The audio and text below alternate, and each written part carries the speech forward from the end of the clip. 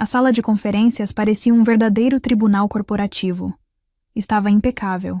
Entrei e encontrei toda a minha família reunida como se fosse uma intervenção familiar. O tio Marcos estava sentado na cabeceira, assumindo o papel de juiz. Meus pais estavam ao lado dele, como se fossem promotores, e meus primos compunham o júri. Meu nome é Isabela Torres, embora minha família tenha passado a se referir a mim como a sobrinha que anda passando por dificuldades.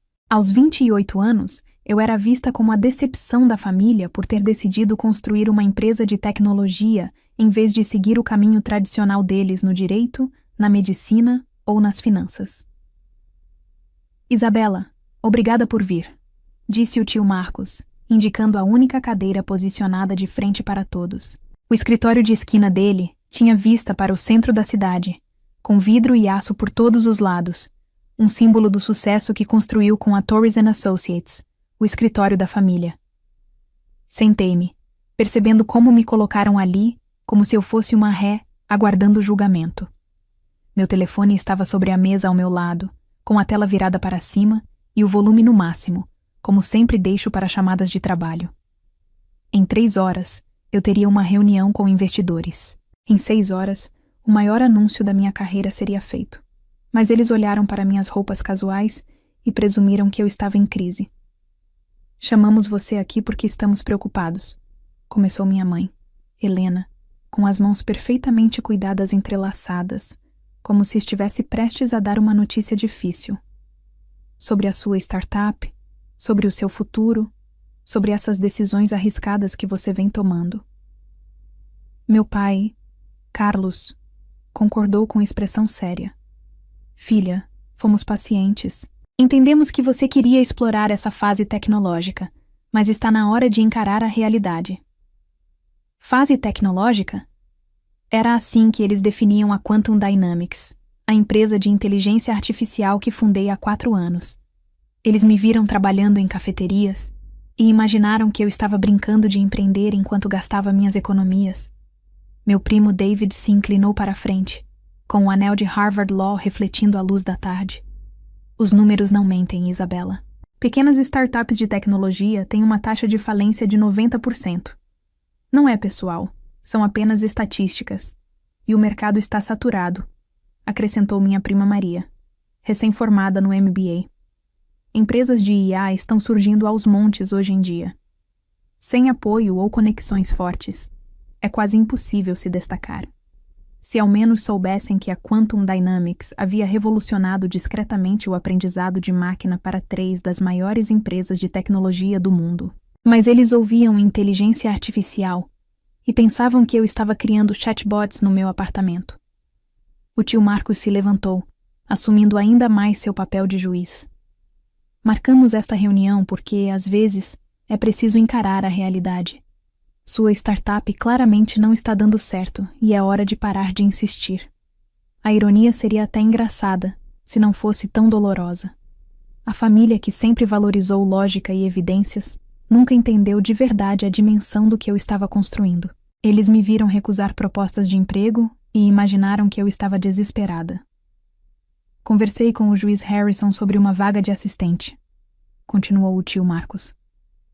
É um cargo inicial, mas abre portas. Experiência jurídica concreta, com perspectivas reais. Minha tia Carmen concordou com entusiasmo, e meu hospital sempre precisa de administradores. A área da saúde é estável, Isabela. Não é como esses empreendimentos tecnológicos arriscados. Meu telefone permanecia silencioso sobre a mesa, mas eu sabia que naquele dia minha vida estava prestes a mudar. O anúncio da Forbes estava previsto para aquela tarde no horário do Pacífico, e a versão antecipada já havia sido enviada para jornalistas do mundo inteiro. Estamos aqui porque sua startup claramente não está funcionando, reforçou o tio Marcos com firmeza. Está na hora de encarar a realidade. Nem todo mundo nasceu para empreender. Meus pais trocaram olhares carregados de significado.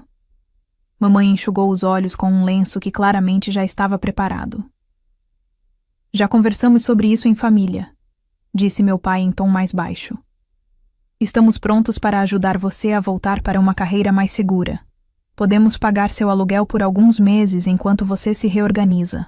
Segurei um sorriso, pensando nos 847 milhões de dólares em investimentos de capital de risco já aplicados na Quantum Dynamics, ou nas propostas de aquisição que venho recusando nos últimos 6 meses. A bolha tecnológica está estourando, acrescentou David. Quem tem bom senso está saindo agora, antes que piore. Maria abriu seu tablet, mostrando gráficos e tabelas. Fiz uma análise de mercado. Startups de IA estão quebrando rapidamente. O dinheiro inteligente está voltando para setores tradicionais. Eles analisavam um mercado que não compreendiam, tentando avaliar uma empresa que nunca haviam pesquisado de verdade, chegando a conclusões que seriam engraçadas, se não fossem tão equivocadas.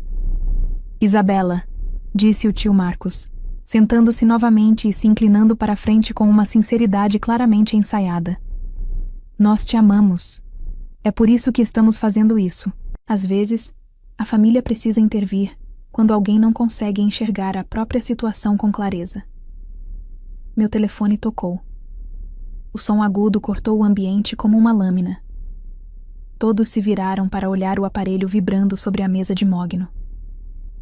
Olhei para o identificador e sorri de leve. Era a ligação que eu já aguardava. Com licença, falei com educação. Preciso atender. Isabela, protestou o tio Marcos. Estamos no meio de uma conversa séria. Eu também, respondi, atendendo e ativando o viva-voz. Aqui é Isabela Torres. Senhora Torres, aqui é Jennifer Walsh, da revista Forbes. A voz ecoou pela sala com clareza. Como já alinhado com sua equipe, estamos confirmando sua inclusão na lista de bilionários da Forbes de 2026 antes da publicação. A sala mergulhou em silêncio absoluto. Todos os rostos ao redor da mesa ficaram paralisados, tomados pela mesma expressão de choque. A boca do tio Marcos se abriu lentamente. O lenço da minha mãe caiu no chão. O anel de Harvard de David bateu no copo d'água enquanto sua mão tremia. Com base em nossa avaliação independente da Quantum Dynamics e de seus ativos pessoais, continuou Jennifer, sem perceber o impacto que causava, estimamos que seu patrimônio esteja na faixa de 3,2 bilhões de dólares, com base em dados públicos disponíveis, colocando você entre as bilionárias mais jovens do setor de tecnologia. Observei as expressões da minha família mudarem de confusão para descrença e, aos poucos, para compreensão. A reportagem será publicada em 15 minutos, acrescentou Jennifer. Já recebemos contatos de grandes emissoras solicitando entrevistas. Sua assistente orientou que falássemos diretamente com você. Obrigada, Jennifer. Respondi com calma.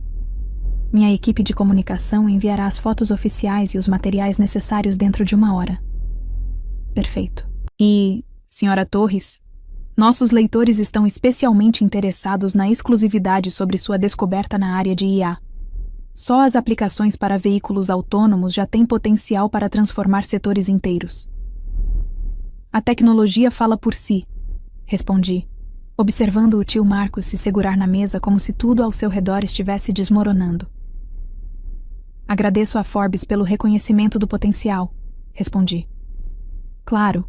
Em breve falaremos sobre a matéria de capa. Parabéns mais uma vez, senhora Torres. Isso é realmente extraordinário. Finalizei a ligação e observei ao redor da mesa os rostos completamente atônitos. Desculpem por isso. Falei em tom tranquilo. Vocês estavam comentando algo sobre a minha startup fracassada? O tio Marcos abriu e fechou a boca algumas vezes antes de conseguir dizer algo. Lista de bilionários? 3,2 bilhões, confirmei, embora essa estimativa seja baseada na avaliação de sexta-feira. As propostas de aquisição que venho recebendo podem elevar esse valor de forma significativa. Mamãe levou as mãos ao pescoço. Propostas de aquisição? Peguei meu celular e deslizei pela tela, mostrando meus e-mails. Microsoft, Google, Apple e Tesla demonstraram interesse na empresa por meio dos meus assessores no último mês. Uma das propostas avaliava a empresa em vários bilhões de dólares por uma participação majoritária. A confiança de David, construída em Harvard, desapareceu por completo. Mas você trabalha em cafeterias. Você dirige aquele Prius antigo? Trabalho em cafeterias porque gosto da energia desses ambientes. E dirijo um Prius por ser mais sustentável e econômico. Levantei-me, ajustando minha calça jeans e o moletom. Aliás, inclusive tenho participação nos imóveis onde algumas dessas cafeterias funcionam, além de manter um portfólio de investimentos em energia renovável avaliado em cerca de 400 milhões de dólares. O silêncio se estendeu até que Maria finalmente falou. A análise de mercado. Eu disse que startups de IA estavam fracassando. Algumas estão, respondi. Principalmente aquelas baseadas apenas em promessas. Mas a Quantum Dynamics detém diversas patentes na área de aprendizado de máquina que vão impulsionar a próxima geração de sistemas autônomos. Nossa tecnologia não apenas antecipa tendências de mercado, ela ajuda a criá-las. O tio Marcos se recostou na cadeira, sua postura de autoridade se desfazendo. Isabela, nós não fazíamos ideia. Não, vocês nunca perguntaram de verdade. Caminhei até as janelas do chão ao teto, observando o horizonte da cidade, que em breve poderia incluir estruturas pertencentes a uma das empresas interessadas na minha tecnologia. Vocês viram uma jovem trabalhando de forma diferente e presumiram fracasso. Ouviram a palavra startup e pensaram em algo instável, em vez de enxergar inovação real. Meu celular vibrou com uma mensagem da minha assistente. Mais 3 pedidos de entrevista, incluindo um programa de grande alcance. Além disso, o gabinete do prefeito entrou em contato sobre uma vaga no Conselho de Desenvolvimento Econômico. Mostrei a tela para eles. O prefeito quer que eu lidere uma iniciativa de tecnologia na cidade, algo voltado a atrair mais inovação para a região. Carlos foi o primeiro a falar. Minha filha, nós só queríamos ajudar. Ajudar? Virei-me para encará-los. Vocês organizaram uma intervenção sem entender minha empresa. Me ofereceram cargos iniciais enquanto eu desenvolvia tecnologia avaliada em bilhões. Julgaram pela aparência, em vez de buscar fatos. Tia Carmen falou com cautela. Mas você nunca nos contou o quanto era bem-sucedida. Vocês teriam acreditado? Ou pensariam que eu estava exagerando? Sentei-me novamente diante do que antes parecia um tribunal e agora se transformava em uma plateia silenciosa. Além disso, eu sempre achei que ações falassem mais do que palavras. Pelo visto, eu estava enganada. Meu telefone vibrou novamente com uma notificação. Uma mensagem da Goldman Sachs solicitava contato por meio da minha equipe. Com licença, falei, atendendo e colocando no viva-voz. Isabela Torres falando. Recebi uma mensagem formal da equipe da Goldman Sachs Private Wealth Management, indicando interesse em discutir a gestão do meu portfólio por meio dos meus assessores. Obrigada, Patrick. Peça à minha assistente para agendar um horário para a próxima semana. Também precisaremos discutir o planejamento da fundação. Certamente. Parabéns por essa conquista expressiva, Sra. Torres. Será um prazer trabalhar com você. Encerrei a ligação e voltei o olhar para minha família. Planejamento da fundação. Estou criando a Fundação Torres de Inovação para financiar educação em ciência, tecnologia, engenharia e matemática para estudantes subrepresentados. A doação inicial será de 200 milhões de dólares. O impacto foi imediato. Maria chegou a se inclinar para trás na cadeira. 200 milhões, murmurou. A educação sempre foi importante para esta família, disse com simplicidade. Agora eu posso fazer algo relevante a respeito. O tio Marcos se inclinou para a frente e reconheci aquele olhar estratégico. Era o mesmo que usava ao negociar acordos. Isabela, claramente não compreendíamos sua situação. Mas agora que entendemos melhor o que você construiu, talvez possamos discutir como a família pode te apoiar. Apoiar? Ergui uma sobrancelha. Como quando me ofereceram cargos básicos e funções administrativas. Ele pareceu constrangido. Podemos contribuir de outras formas. Assessoria jurídica, planejamento financeiro, conexões familiares. Tenho uma excelente assessoria jurídica. Obrigada. O escritório Cravath, Swain & Moore, cuida das minhas questões corporativas. além de advogados especializados em propriedade intelectual para o portfólio de patentes. Levantei-me novamente, reunindo minhas coisas. Quanto às conexões familiares, estou construindo minha própria rede baseada em inovação, não apenas em tradição. Meu telefone vibrou com outra chamada. Desta vez, apenas olhei para a tela antes de recusar. Desculpem, já passou 1 hora. Retorno depois. A naturalidade com que ignorei a ligação de um dos programas mais relevantes da televisão americana pareceu, finalmente, deixar clara a dimensão do que eles não haviam percebido. Isabela, disse minha mãe com suavidade. E agora, o que acontece? Com a gente, quero dizer. Olhei ao redor da mesa para aquelas pessoas que me criaram, me orientaram e, no fim, me subestimaram completamente. Agora vamos aprender o que realmente significa família, respondi em tom baixo. Não são pessoas que presumem o pior quando não entendem, nem aquelas que oferecem ajuda baseada no que acham, em vez de perguntar e compreender. São pessoas que se apoiam de verdade, com base no amor, não no julgamento. David falou, ainda hesitante. E como fazemos isso? Sorri pela primeira vez desde que havia entrado naquela sala. Vocês podem começar perguntando sobre o meu trabalho. O que a Quantum Dynamics realmente faz? Quais problemas estamos resolvendo? Qual impacto estamos gerando no mundo? E também podemos parar de presumir que você precisa da nossa orientação, acrescentou o tio Marcos, com algo próximo de humildade. Isso já seria um bom começo. Caminhei em direção à porta, e antes de sair, parei por um instante. A propósito, sobre o cargo no tribunal e a vaga na administração do hospital, agradeço a consideração, mas estou um pouco ocupada transformando o cenário tecnológico global. Ao levar a mão até a maçaneta da porta, meu telefone tocou novamente. O identificador de chamadas me fez sorrir. Isso vai ser curioso, falei, colocando a ligação no viva-voz. Isabela, aqui é o assessor científico do presidente. Como já alinhado com sua equipe, gostaríamos de iniciar conversas formais sobre uma possível participação sua em um conselho ligado à área científica. Temos acompanhado seu trabalho com aplicações de inteligência artificial para modelagem climática. Você teria disponibilidade para uma conversa amanhã?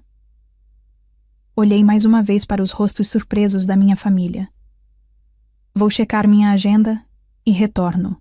Talvez eu consiga encaixar entre a sessão de fotos para a Forbes e a audiência da subcomissão do Senado sobre regulamentação de inteligência artificial. Perfeito. Vamos alinhar com sua equipe. Parabéns pelo reconhecimento, Sra. Torres. O país precisa de inovadores como você em posições de liderança. Depois que desliguei, o silêncio permaneceu por 1 minuto inteiro. Por fim, tio Marcos se pronunciou. Subcomissão do Senado? Eles querem ouvir minha opinião sobre a regulamentação do desenvolvimento da inteligência artificial. Ao que tudo indica, quando você detém patentes capazes de transformar vários setores, os legisladores querem entender melhor as implicações. Abri a porta e me virei pela última vez. Jantar de domingo na casa da mamãe e do papai esta semana? Mamãe concordou com entusiasmo. Claro, filha. Ótimo, mas sem intromissões, sem suposições. Apenas um jantar em família, conversando sobre o que realmente estamos fazendo da vida. E Isabela, meu pai chamou, estamos orgulhosos de você. Deveríamos ter dito isso antes. Sorri de forma sincera. Obrigada, pai. Isso significa mais do que você imagina. 6 meses depois, eu estava sentada na sala de reuniões da nova sede da Quantum Dynamics, uma torre imponente que havia se tornado referência na paisagem da cidade. Pelas janelas do chão ao teto, eu via o início da construção do Centro de Inovação Torres, uma parceria entre minha fundação e a universidade local. Minha assistente bateu à porta. Sua família está aqui para a reunião do conselho. Levantei os olhos da proposta que analisava. Uma das propostas avaliava a empresa em vários bilhões de dólares por uma participação majoritária, mas eu estava mais inclinada a seguir com um modelo de parceria.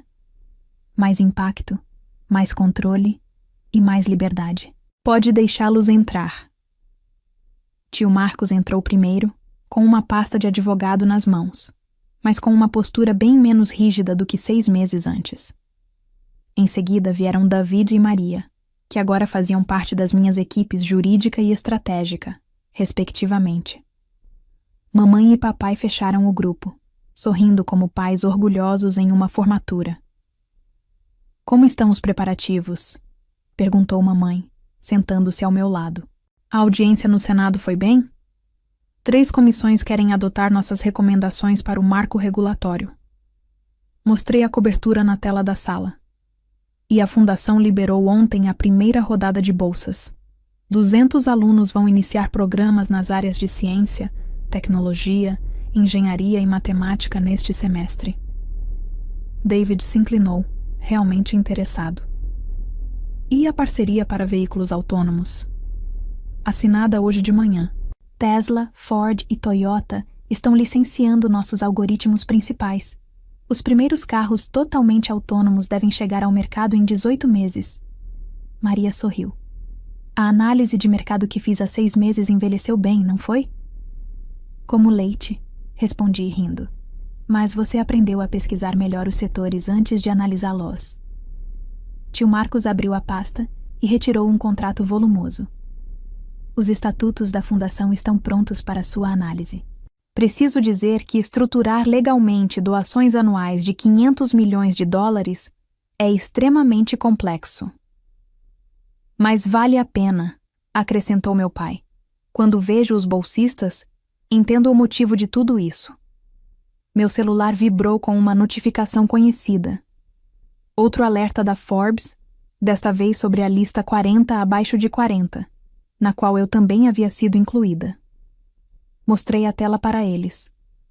Número 1, leu minha mãe orgulhosa. Nossa filha, número 1 na lista Forbes 40 abaixo de 40. Nossa sobrinha, corrigiu tio Marcos com um sorriso. Aquela que claramente estava indo mal há 6 meses. Levantei-me e caminhei até a janela, que oferecia uma vista ampla da cidade que eu ajudava a transformar. Sabe o que aprendi com aquela intervenção familiar? O quê? Perguntou Maria. Às vezes, a melhor estratégia de negócios é deixar que as pessoas te subestimem. Isso te dá espaço para trabalhar sem interferências. Virei-me para encará-los. Mas família é diferente. A família precisa enxergar seu potencial, mesmo quando você mesma não consegue. E às vezes, disse tio Marcos em tom baixo, a família precisa aprender que o sucesso pode vir de formas que nunca imaginaram. Meu telefone tocou novamente. Desta vez, o identificador mostrava uma instituição científica europeia. Olhei para os rostos atentos da minha família e sorri. Querem que eu coloque no Viva Voz também? O sim unânime que ecoou pela sala disse tudo o que eu precisava saber sobre o quanto as coisas haviam mudado desde aquela intervenção, 6 meses antes. Algumas lições que aprendi acabam sendo ensinadas com listas da Forbes e ligações que chegam no momento certo. Mas a mais importante foi entender que a verdadeira família não apenas celebra o seu sucesso. Ela aprende, antes de tudo, a reconhecê-lo. E às vezes, a maior vitória não é provar que os outros estavam errados a seu respeito. É ensiná-los a enxergar você com clareza e depois ver o orgulho genuíno surgir no olhar deles. Ao atender aquela ligação internacional, percebi que a startup que minha família acreditava estar fracassando, na verdade, estava transformando a visão deles, mostrando que amar alguém não é tentar controlar suas escolhas, mas confiar na visão dessa pessoa, mesmo quando não se consegue entender o caminho. Entrar na lista de bilionários foi impressionante. Mas ter uma família que finalmente compreendeu o que eu construí, isso não tem preço. A maior lição dessa história não está no dinheiro, na fama ou no reconhecimento externo, mas na forma como o valor real é invisível para quem não sabe enxergar além da superfície. Isabela construiu algo gigantesco enquanto todos ao seu redor viam apenas sinais de fracasso. Isso mostra que resultados extraordinários muitas vezes parecem erros no começo. A família, mesmo bem intencionada, tentou corrigir algo que nunca entendeu. Isso revela um padrão comum. Pessoas projetam suas limitações nos outros e chamam isso de preocupação. A verdadeira força da protagonista não foi enriquecer, mas manter sua visão intacta, mesmo sendo constantemente invalidada. Nem todo apoio vem disfarçado de incentivo. Às vezes vem como dúvida, crítica e julgamento. E quem não aprende a filtrar isso, nunca constrói algo grande o suficiente para mudar sua própria história. A reflexão mais profunda aqui é sobre percepção e poder silencioso.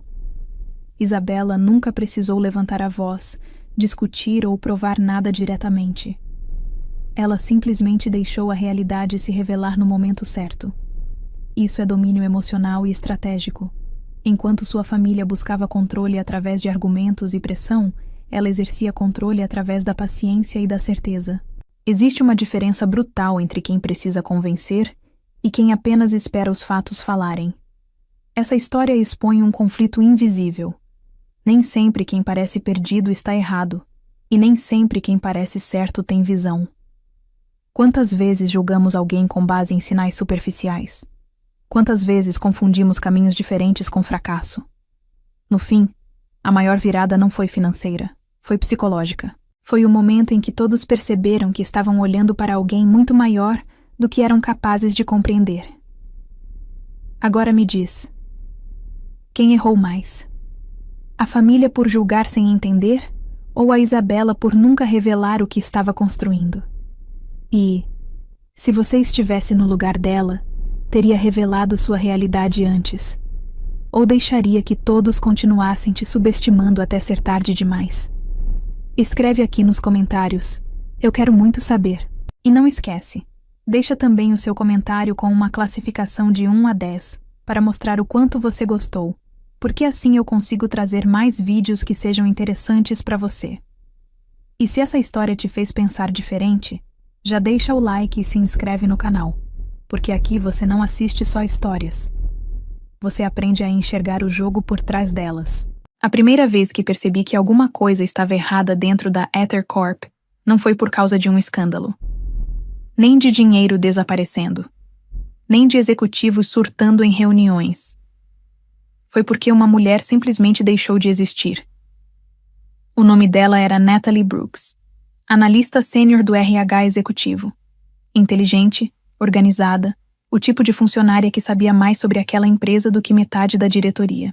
Na sexta-feira, ela ainda estava sentada 3 mesas depois da minha, reclamando do excesso de reuniões internas, enquanto tentava terminar um relatório de avaliação comportamental antes das 6 da tarde. Na segunda-feira, a mesa dela estava vazia, sem aviso de despedida, sem comunicado interno, sem mensagem automática de saída. Nada. E o mais estranho não foi isso.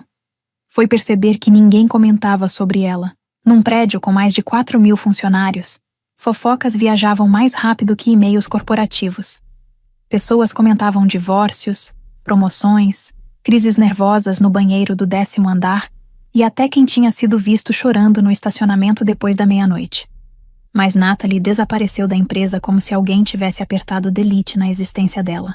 Quando perguntei discretamente para uma gerente do RH sobre o que havia acontecido, ela apenas sorriu daquele jeito corporativo artificial e respondeu: algumas pessoas simplesmente não se adaptam à cultura da empresa. Aquilo ficou preso na minha cabeça por dias, porque a adaptação não apagava perfil interno, não removia histórico profissional, não fazia contatos antigos fingirem que nunca ouviram falar da pessoa. Comecei a investigar em silêncio depois disso. Pequenas inconsistências primeiro. Funcionários transferidos sem registro. Avaliações psicológicas arquivadas em pastas erradas. Promoções canceladas sem justificativa.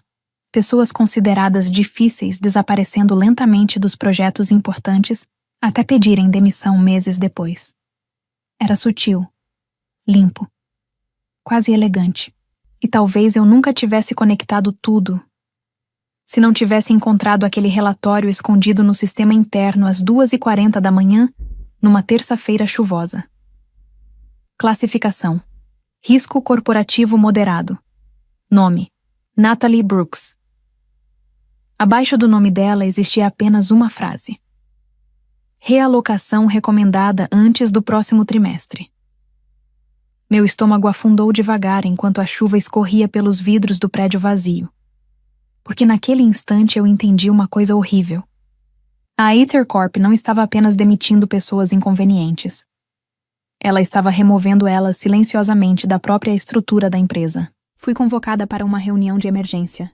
A reunião durou menos de 6 minutos. Foi isso que mais me incomodou depois. 3 pessoas do RH executivo sentadas diante de mim numa sala de vidro completamente silenciosa, como se já soubessem exatamente o que iam dizer antes mesmo de eu entrar. Nenhuma acusação formal, nenhuma discussão, nenhuma advertência disciplinar.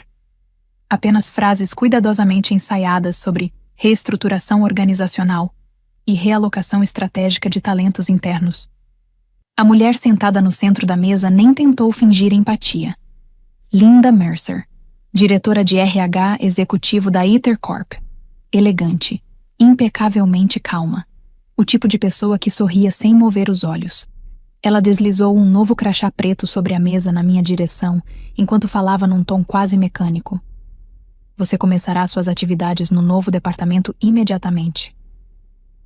Olhei para o crachá, sem nome de setor, sem código interno, sem andar especificado. Só meu nome gravado numa faixa prata. Claire Donovan. Qual departamento? Linda sustentou meu olhar por um segundo longo demais antes de responder. K17. Antes de sair da sala, Linda Mercer recebeu uma mensagem no tablet corporativo. Por menos de um segundo consegui ver o nome no topo da conversa. Marcus Hale, CEO da Aether Corp. Aquilo não significava nada para mim. E isso era estranho. Na Aether Corp, todo o setor possuía sigla, organograma, ramal registro interno, equipe listada no sistema corporativo K17 não aparecia em lugar nenhum.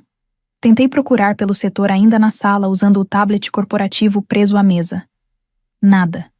Nenhum único resultado. Foi a primeira vez em anos trabalhando naquela empresa que senti uma coisa próxima de medo real. Porque empresas daquele tamanho não escondiam departamentos. Especialmente não de gerentes de compliance. Mas a pior parte veio depois. Quando saí da reunião e tentei perguntar discretamente para 2 colegas do RH sobre o K17, ambos reagiram exatamente da mesma forma. Primeiro, confusão. Depois, silêncio. E então aquele olhar rápido que as pessoas dão quando percebem que talvez não devam continuar uma conversa. No fim do expediente, meu acesso principal ao 12º andar havia sido removido. Meu e-mail corporativo continuava funcionando. Meu salário permanecia ativo. Meu vínculo seguia registrado normalmente. Mas, profissionalmente, era como se alguém estivesse me empurrando silenciosamente para fora da empresa, sem precisar me demitir oficialmente. Às 8h40 da manhã seguinte, usei o novo crachá pela primeira vez. O elevador principal reconheceu o cartão imediatamente. E então uma coisa estranha aconteceu. Um botão apareceu abaixo do subsolo comum. B2. Eu já trabalhava naquele prédio havia quase 7 anos. E nunca tinha visto aquele andar existir antes. Menos de 12 horas depois de encontrar o arquivo da Natalie Brooks, recebi a convocação do RH executivo. E, enquanto o elevador descia lentamente para o B2 pela primeira vez, comecei a perceber que aquilo provavelmente não era coincidência. Os números dos andares desapareceram do painel depois do subsolo principal. Primeiro, B1. Depois, nada. O elevador continuou descendo em silêncio absoluto, enquanto uma sensação estranha começava a apertar meu peito devagar. Meu celular perdeu completamente o sinal no meio da descida. E o relógio digital acima da porta do elevador estava quase 7 minutos atrasado. Eu conhecia aquele prédio quase tão bem quanto meu próprio apartamento. Sabia quais andares tinham cheiro constante de café queimado, quais salas eram usadas para reuniões clandestinas da diretoria e até quais elevadores travavam quando chovia forte. Mas aquilo parecia fora da estrutura normal da empresa. Quando as portas finalmente abriram, a primeira coisa que percebi foi o silêncio. Não silêncio comum. Era o tipo de silêncio abafado que existe em hospitais durante a madrugada, ou em prédios vazios depois de uma evacuação. O corredor diante de mim era estreito, iluminado por lâmpadas fluorescentes frias que piscavam lentamente sobre paredes cinzentas, sem qualquer identificação. Nenhum logo da Ether Corp. Nenhum mapa interno. Nenhuma placa indicando o setor ou departamento.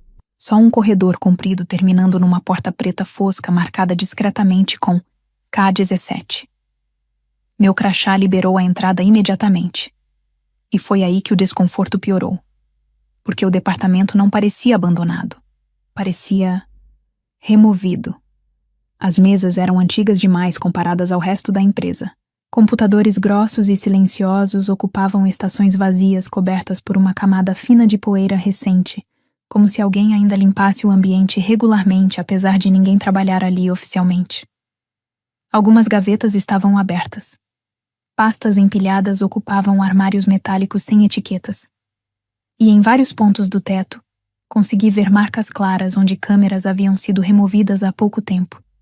Mas o detalhe que realmente me fez parar no meio da sala foi outro. No fundo do departamento existia um painel eletrônico aceso. Pequeno, discreto, quase escondido. E nele havia apenas uma linha piscando em verde. Funcionária realocada com sucesso. Meu estômago afundou na mesma hora, porque aquilo não parecia transferência corporativa. Parecia processamento. Passei a primeira hora no K17 tentando convencer a mim mesma de que aquilo ainda fazia parte de alguma lógica corporativa distorcida que eu simplesmente não entendia. Talvez fosse um setor arquivado, um departamento antigo desativado durante alguma fusão, uma área esquecida pela empresa. Mas quanto mais eu explorava aquele lugar, menos aquilo parecia abandono, e mais parecia ocultação. As primeiras caixas que abri continham documentos administrativos comuns, contratos antigos, avaliações internas, relatórios de desempenho. Só que existia um padrão estranho. Muitos arquivos haviam sido removidos do sistema digital principal, mas continuavam existindo fisicamente ali embaixo. Como se alguém tivesse apagado a existência oficial daqueles registros sem destruir os documentos reais. Foi na terceira fileira de armários metálicos que encontrei a primeira pasta marcada com uma tarja vermelha. Funcionário. Ethan Ross. Status. Realocado. Franzi a testa imediatamente, porque eu lembrava de Ethan. Engenheiro de segurança de dados. Extremamente competente. Desapareceu da empresa cerca de 2 anos antes, depois de um conflito silencioso com um diretor executivo durante um projeto interno. Na época, disseram que ele havia aceitado uma oportunidade melhor em outra companhia, mas o arquivo diante de mim dizia outra coisa. Classificação. Risco corporativo elevado. Motivo. Tendência a comportamento investigativo incompatível com estabilidade institucional. Meu coração desacelerou devagar. Continuei abrindo outras pastas. E então o padrão começou a ficar impossível de ignorar. Funcionários brilhantes. Difíceis de controlar, questionadores, persistentes, todos classificados da mesma forma, todos realocados, todos desaparecendo da estrutura da empresa poucos meses depois. E o pior, as avaliações psicológicas eram absurdamente detalhadas. Não analisavam apenas desempenho profissional, analisavam comportamento emocional, lealdade institucional, nível de influência sobre colegas, resistência à autoridade, tendência investigativa, capacidade de manipulação social. Aquilo não parecia RH.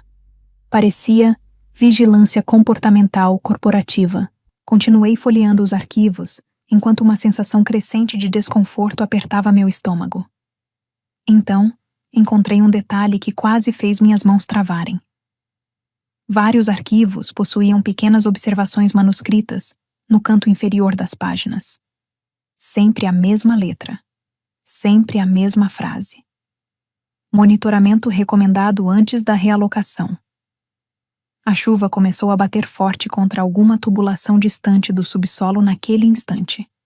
E pela primeira vez desde que entrei no K17, tive a sensação muito clara de que talvez eu também já tivesse uma pasta guardada ali em algum lugar.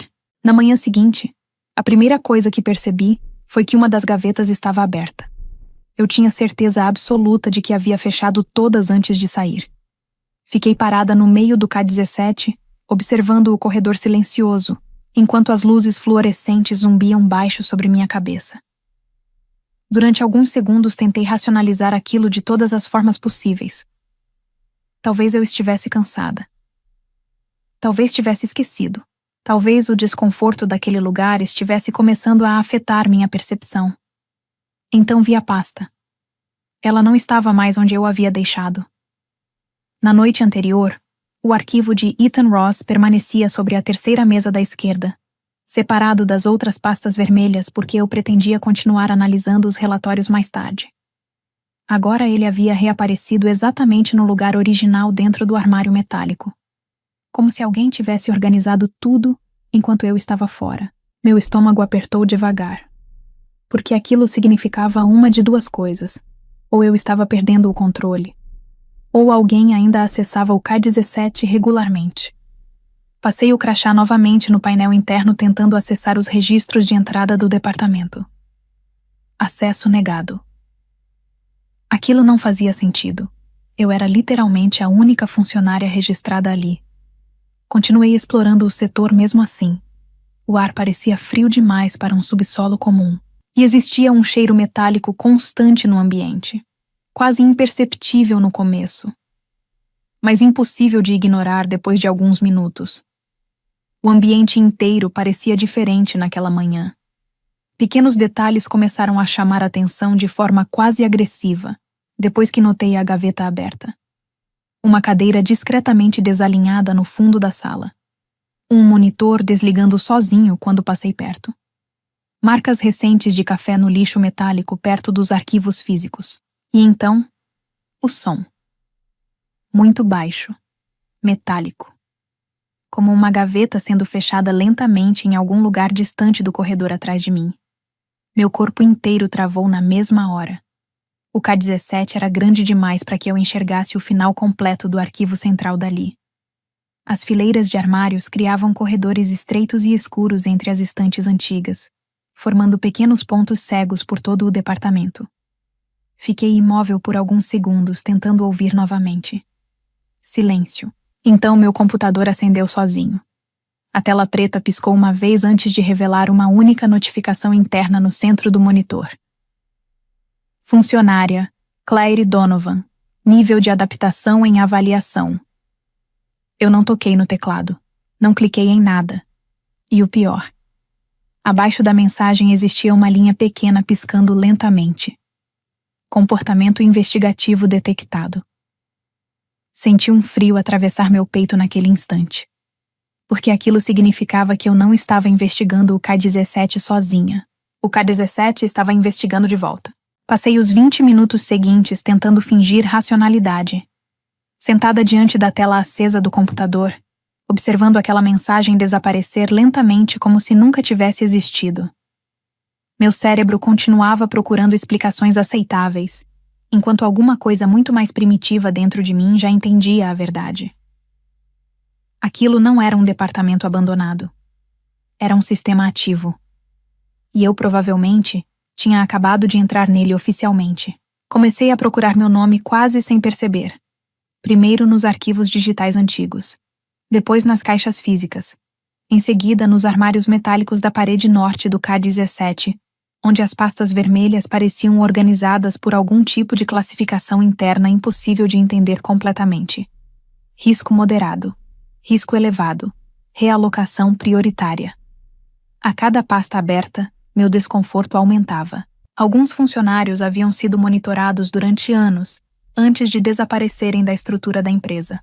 Outros possuíam relatórios detalhados descrevendo amizades internas, vulnerabilidades emocionais, hábitos pessoais, níveis de influência social, resistência psicológica à autoridade. Como se a EtherCorp estivesse construindo perfis comportamentais completos dos próprios funcionários em segredo. Então encontrei a gaveta. Ela ficava isolada no final da última fileira do arquivo físico, diferente das outras. Sem etiqueta externa. Sem classificação visível. Apenas uma pequena fechadura eletrônica antiga presa ao metal fosco. E meu crachá abriu a gaveta imediatamente. Meu coração começou a bater forte demais no instante em que puxei a estrutura metálica devagar. porque lá dentro existia apenas uma única pasta. Vermelha, grossa, pesada. Claire Donovan. Fiquei olhando para meu próprio nome durante alguns segundos, sem conseguir tocar no arquivo. Era uma sensação difícil de explicar. Quase como encontrar o próprio obituário escondido antes da hora. Quando finalmente abri a pasta, minhas mãos estavam frias. A primeira página destruiu qualquer dúvida que ainda restava dentro de mim. Funcionária. Claire Donovan. Classificação. Risco estratégico em observação. Tempo de monitoramento. 5 anos, 7 meses.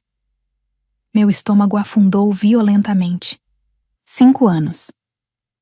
Aquilo significava que começaram a me observar muito antes da denúncia sobre Natalie Brooks. Continuei folheando os documentos enquanto a sensação de invasão crescia de forma quase sufocante. Relatórios emocionais, análises comportamentais, registros completos das minhas reuniões privadas, avaliações psicológicas feitas sem meu consentimento, horários de chegada, padrões de fala, níveis de influência sobre colegas, até descrições detalhadas de momentos pessoais que nunca deveriam existir em nenhum sistema corporativo. Uma anotação específica quase fez meu corpo inteiro travar. Funcionária apresenta tendência investigativa persistente, alto nível de percepção institucional, potencial risco futuro caso a exposição organizacional aumente. Abaixo da frase havia outra observação manuscrita, mais recente. Realocação aprovada antes da fase de transição. Fase de transição. Li aquela expressão várias vezes tentando entender o que significava. Então uma folha deslizou de dentro da pasta e caiu no chão diante dos meus pés. Era uma fotografia. Minha. Tirada dentro da empresa. Eu estava sentada sozinha na cafeteria do 12º andar, olhando pela janela enquanto falava no celular. A foto havia sido tirada de longe, sem meu conhecimento. E no canto inferior direito existia um pequeno carimbo preto. Monitoramento ativo. Naquele instante, pela primeira vez desde que tudo começou, senti medo real da Ethercorp. Porque percebi uma coisa terrível. Eu nunca estive investigando aquela empresa. A empresa estava investigando a mim há muito mais tempo. Continuei parada diante da gaveta aberta por tempo demais.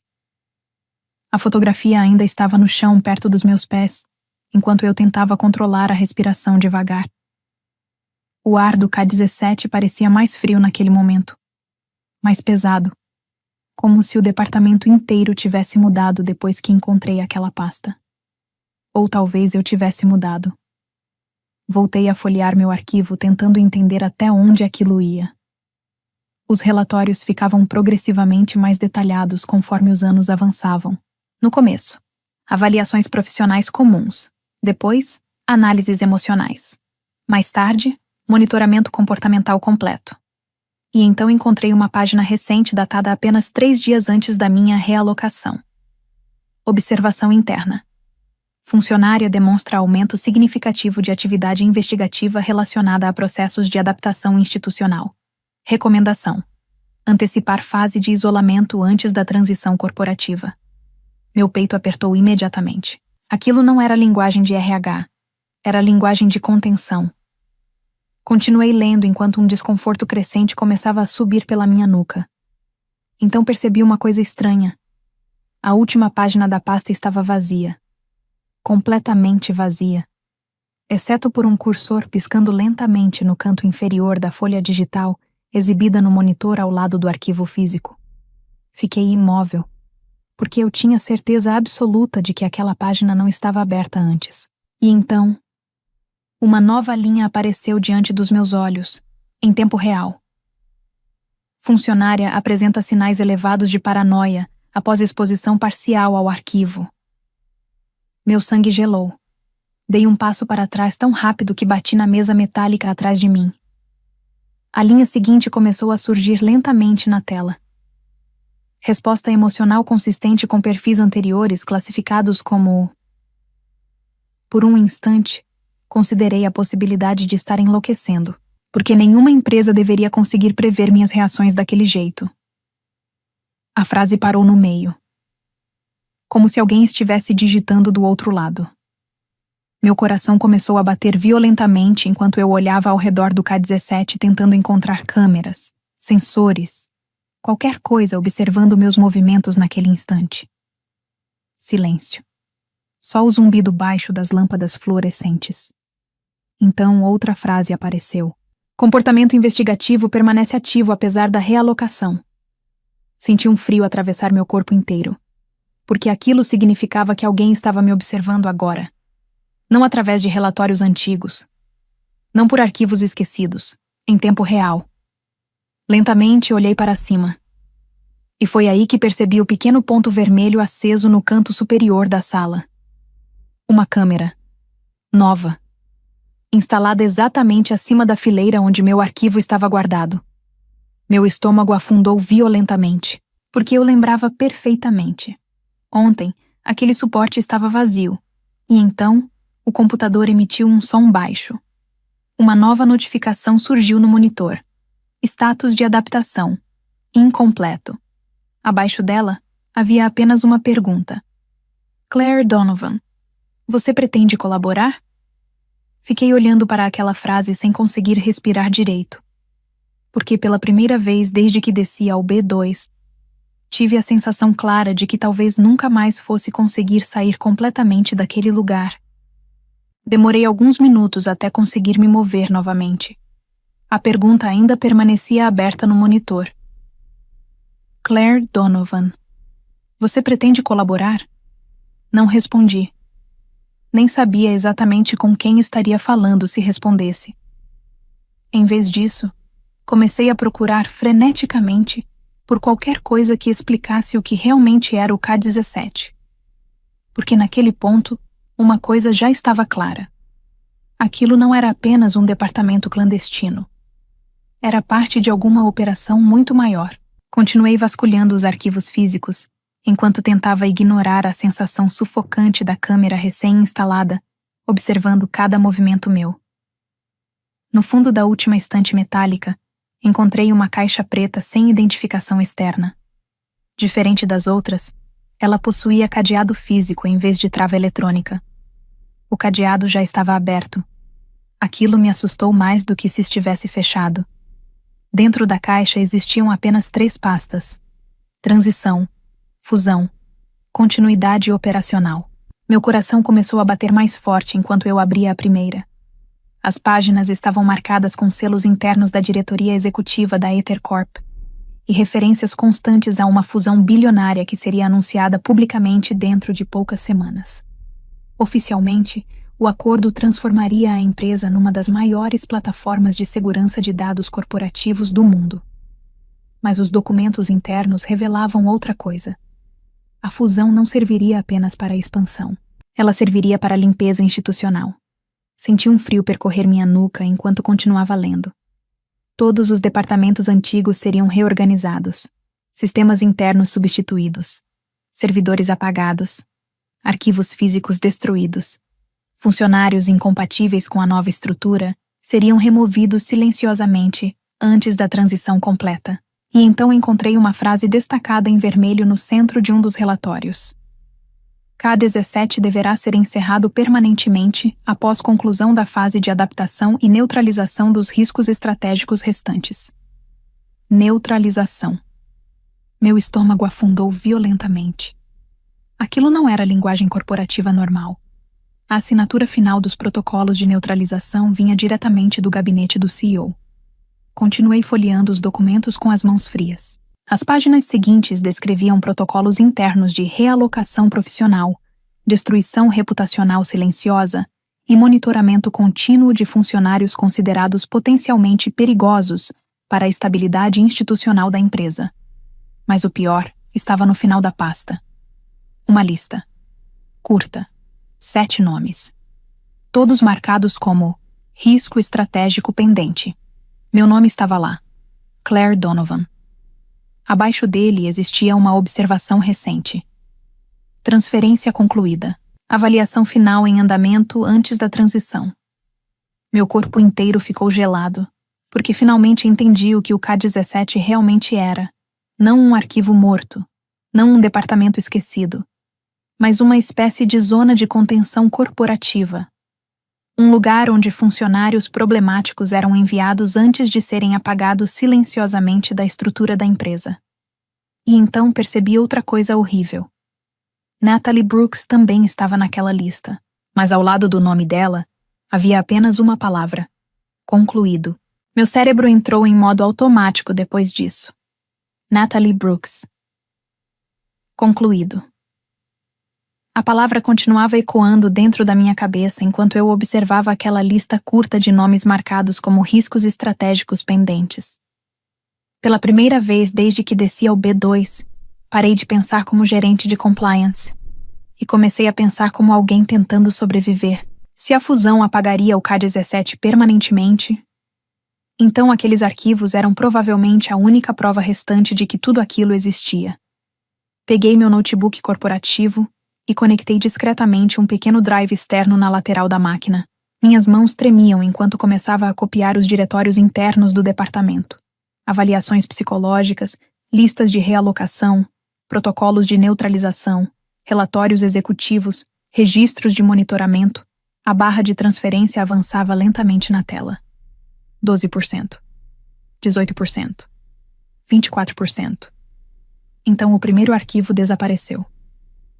Franzi a testa imediatamente. A pasta ainda estava aberta diante de mim quando um dos documentos simplesmente sumiu da lista principal do sistema, como se alguém tivesse apagado remotamente naquele exato instante. Meu coração acelerou. Continuei copiando mesmo assim. Outro arquivo desapareceu. Depois outro. E outro. A barra de progresso começou a desacelerar violentamente conforme diretórios inteiros eram removidos em tempo real diante dos meus olhos. Aquilo não era manutenção. Era limpeza de emergência.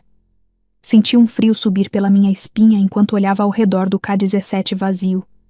Eles sabiam. Sabiam que eu tinha encontrado tudo.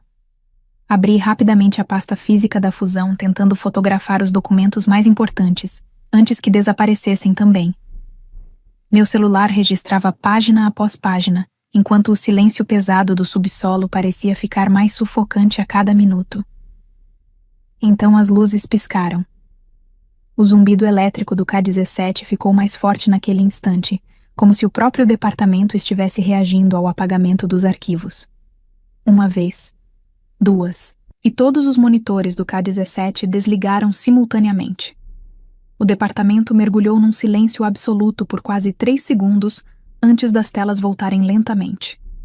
Mas agora, havia apenas uma única mensagem em todas elas. Processo de transição iniciado. Abaixo da frase: funcionária Claire Donovan violou o protocolo interno de adaptação. Meu sangue gelou. Outra linha apareceu logo em seguida. Equipe de contenção acionada.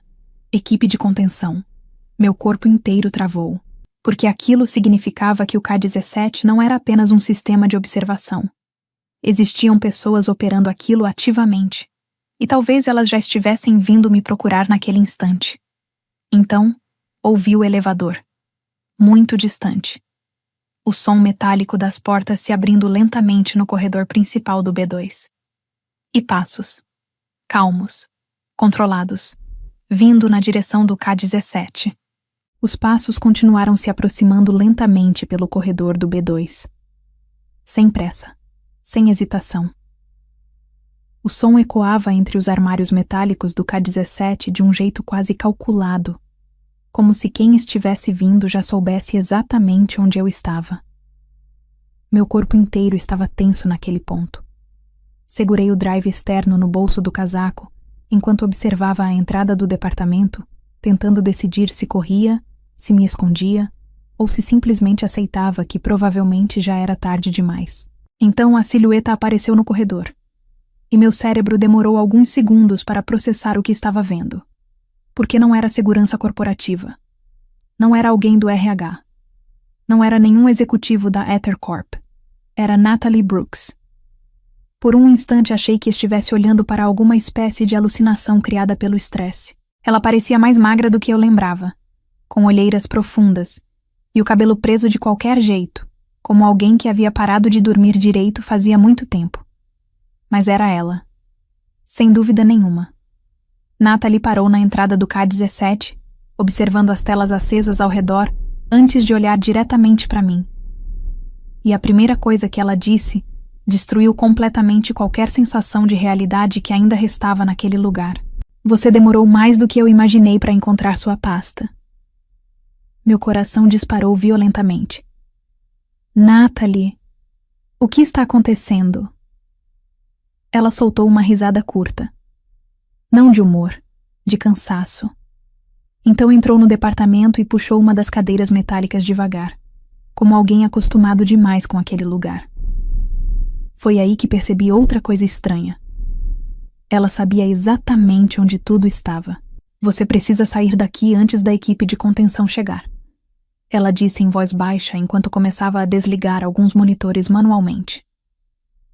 Depois que o protocolo de transição começa, eles param de tentar esconder as coisas. Meu estômago afundou. Você trabalha para eles? Natalie ficou em silêncio por alguns segundos antes de responder. Eu trabalhei. Aquilo atravessou meu peito de um jeito estranho, porque finalmente comecei a entender o verdadeiro significado da palavra. Concluído. Natalie não havia sido apagada da empresa. Ela havia sido absorvida pelo K-17. Eles fazem isso com todo mundo que descobre demais. Ela continuou enquanto puxava rapidamente alguns arquivos físicos para dentro de uma caixa menor. No começo você acha que é punição. Depois entende que é isolamento. E quando percebe, já está vivendo mais tempo aqui embaixo do que no resto da empresa. Olhei ao redor do departamento tentando processar aquilo. O silêncio. As câmeras. Os relatórios. As observações psicológicas. Então uma percepção horrível atingiu meu cérebro. Natalie, quantas pessoas trabalham aqui? Ela me encarou por alguns segundos e respondeu quase num sussurro. Oficialmente? Fez uma pausa curta. Nenhuma. Naquele instante, as luzes do corredor externo diminuíram parcialmente. E pela primeira vez desde que ela entrou no K-17, vi medo real atravessar o rosto dela. Porque alguém mais havia acabado de chegar ao B2. Natalie ficou imóvel, ouvindo os sons do corredor externo por alguns segundos, antes de finalmente voltar a falar. Baixo, rápido, como alguém acostumado a medir cada palavra naquele lugar. A equipe de contenção nunca entra correndo, ela disse enquanto começava a desligar mais telas do K-17. Eles gostam que as pessoas entrem em pânico sozinhas primeiro. Meu corpo inteiro continuava tenso naquele ponto, mas havia algo ainda pior crescendo dentro de mim agora. A sensação de que Natalie não parecia surpresa com absolutamente nada daquilo. Como se já tivesse vivido aquela situação antes. Você precisa me explicar o que realmente é esse lugar. Ela me encarou em silêncio por alguns segundos antes de responder. O K-17 existe para proteger a empresa de pessoas que percebem padrões demais. A frase ficou presa na minha cabeça imediatamente. Natalie abriu uma gaveta lateral e retirou um pequeno cartão de acesso cinza, sem identificação. Então deslizou o cartão na minha direção sobre a mesa metálica. Quando alguém se torna um risco estratégico, eles não demitem imediatamente. Primeiro isolam, depois monitoram, depois removem toda a credibilidade profissional da pessoa antes que ela consiga sair falando alguma coisa. Meu estômago apertou. E depois? Ela sustentou meu olhar. Depois ninguém acredita mais em você. O silêncio pesado do K-17 voltou a preencher o ambiente por alguns segundos enquanto eu tentava processar tudo aquilo. Então Natalie respirou fundo e apontou para os documentos da fusão espalhados sobre a mesa. É por isso que você ainda está viva profissionalmente. Franzi a testa. A fusão? Ela assentiu. A Ether Corp vai anunciar a integração com a Helix Dynamics em menos de 72 horas. Depois disso, todos os servidores antigos serão substituídos. O K-17 desaparece oficialmente. Arquivos físicos serão destruídos. Funcionários classificados como pendentes serão neutralizados antes da transição final. Neutralizados. Aquela palavra parecia pior cada vez que alguém a usava. Você acha que eles vão simplesmente deixar você sair daqui depois de descobrir tudo isso? Não respondi, porque pela primeira vez, eu realmente não sabia. Natalie então puxou outro arquivo de dentro da caixa menor e abriu uma página específica diante de mim. Era o cronograma oficial da apresentação da fusão. Auditório principal. Investidores internacionais. Imprensa financeira. Transmissão ao vivo. E então ela apontou para uma linha específica do documento. Sincronização total dos servidores, 14.0. Esse é o momento em que tudo desaparece, ela disse em voz baixa. O K-17 inteiro será apagado do sistema da empresa. Senti um frio atravessar meu peito, porque finalmente entendi. A empresa não estava apenas escondendo provas. Ela estava preparando um desaparecimento perfeito. Natalie então se inclinou levemente na minha direção pela primeira vez desde que chegou. E falou quase num sussurro.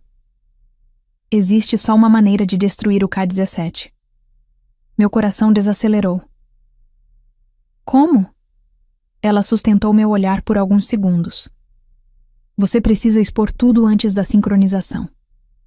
Naquele instante, o elevador do B2 abriu novamente no corredor externo. Dessa vez, mais de uma pessoa havia chegado. Os passos se aproximaram lentamente pelo corredor externo do B2. Dessa vez eram vários. Calmos, sincronizados, controlados.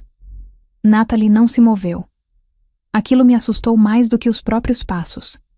Ela apenas fechou devagar a pasta da fusão e ficou observando a entrada do K-17 enquanto as luzes fluorescentes vibravam baixo acima das nossas cabeças. Meu coração batia forte demais naquele ponto.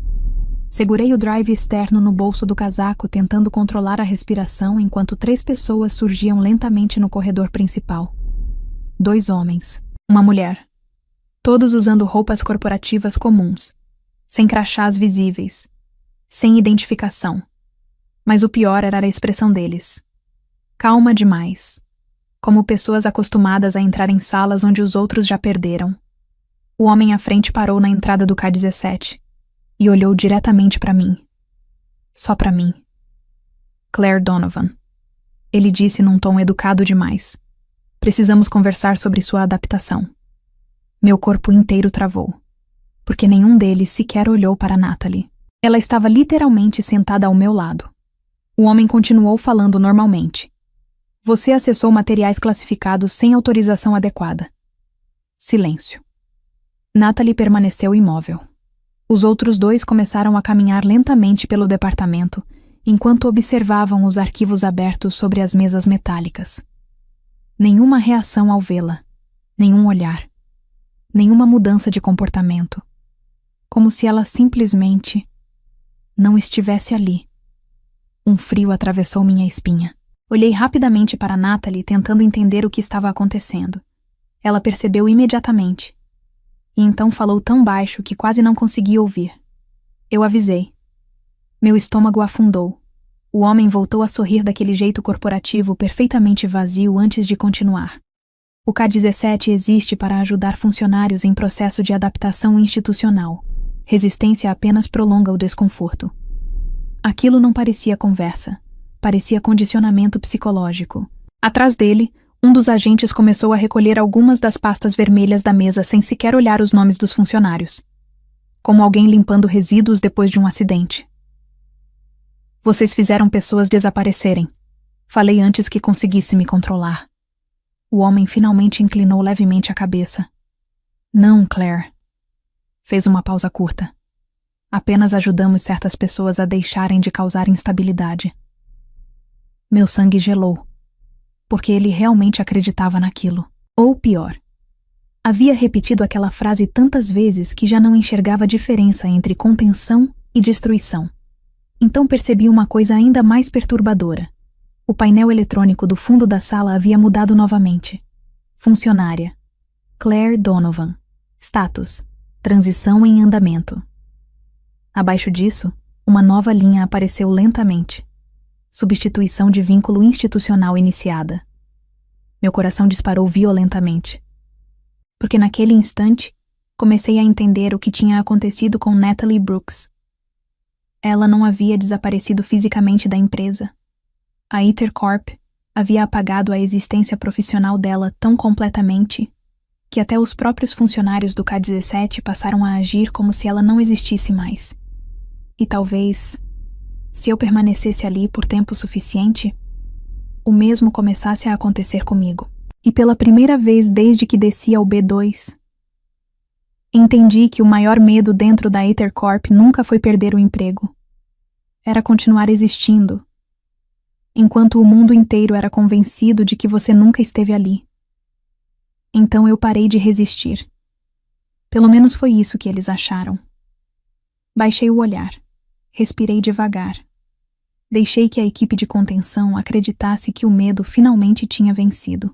Porque enquanto eles observavam minha adaptação psicológica, eu já havia começado a enviar cópias criptografadas dos arquivos do K-17 para servidores externos desde a primeira noite no subsolo. Eles estavam apagando os documentos da empresa. Mas não perceberam que eu estava copiando tudo antes. Natalie entendeu isso no instante em que olhou para mim pela última vez dentro do B2. E pela primeira vez, desde que ela apareceu no K-17, vi um pequeno sorriso surgir no rosto dela. 2 dias depois, Marcus Hale subiu ao palco principal da Ether Corp, diante de investidores internacionais, jornalistas financeiros e membros do conselho executivo. O auditório inteiro brilhava em azul e branco, iluminado pelos telões gigantes da apresentação da fusão com a Helix Dynamics. Marcus parecia perfeitamente calmo, elegante, controlado, intocável. Hoje, ele disse enquanto sorria para as câmeras, não celebramos apenas uma fusão corporativa, celebramos o futuro da segurança humana dentro do ambiente tecnológico. Quase senti vontade de rir, porque naquele mesmo instante, o sistema principal da apresentação reconheceu o cartão cinza que Natalie havia me entregado. E então as telas mudaram. Marcus Hale parou de sorrir. No começo, ninguém entendeu. O logotipo da fusão desapareceu lentamente. Depois vieram os arquivos. Pastas vermelhas. Classificações psicológicas. Protocolos de neutralização. Monitoramento secreto de funcionários. Fotos tiradas sem consentimento. Avaliações emocionais clandestinas. Listas de realocação. O silêncio dentro do auditório foi quase instantâneo. Então apareceram os vídeos. Executivos começaram a se levantar desesperadamente das cadeiras, enquanto jornalistas apontavam celulares para os telões gigantes. Investidores olhavam freneticamente para os próprios telefones conforme notificações financeiras começavam a explodir ao redor do mundo. As ações da Ether Corp despencavam em tempo real. Alertas vermelhos começaram a surgir nas TVs financeiras espalhadas pelo auditório. Seguranças correram para o palco. Alguém começou a gritar perto da mesa do conselho. E então, o nome de Natalie Brooks apareceu na tela principal. Funcionária.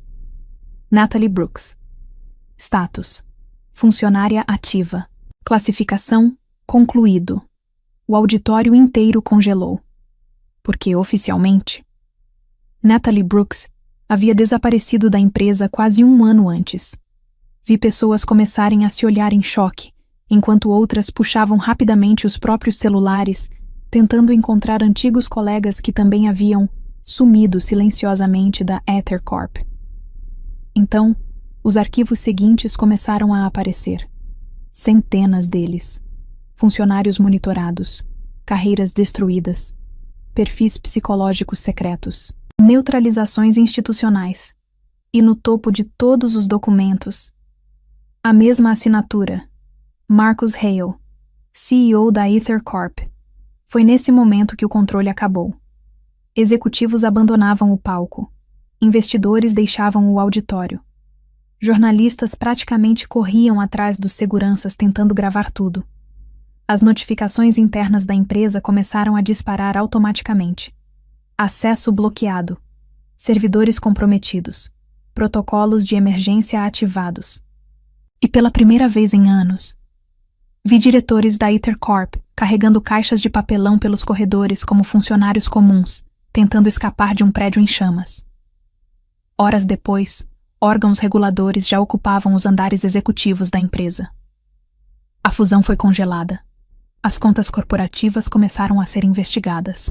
E o K-17 finalmente deixou de existir da pior forma possível, se tornando público. Na manhã seguinte, acordei num pequeno apartamento temporário do outro lado da cidade, com dezenas de mensagens não respondidas no celular. Jornalistas, ex-funcionários, advogados, funcionários desaparecidos tentando entrar em contato pela primeira vez em anos. Mas a última mensagem era diferente. Sem número, sem identificação. Apenas uma fotografia enviada anonimamente. Outro corredor, outra porta preta, outro departamento sem registro oficial. K21. E naquele instante, entendi uma coisa muito pior do que qualquer arquivo escondido no subsolo da Aether Corp. O K-17 nunca foi uma exceção. Era apenas uma parte do sistema.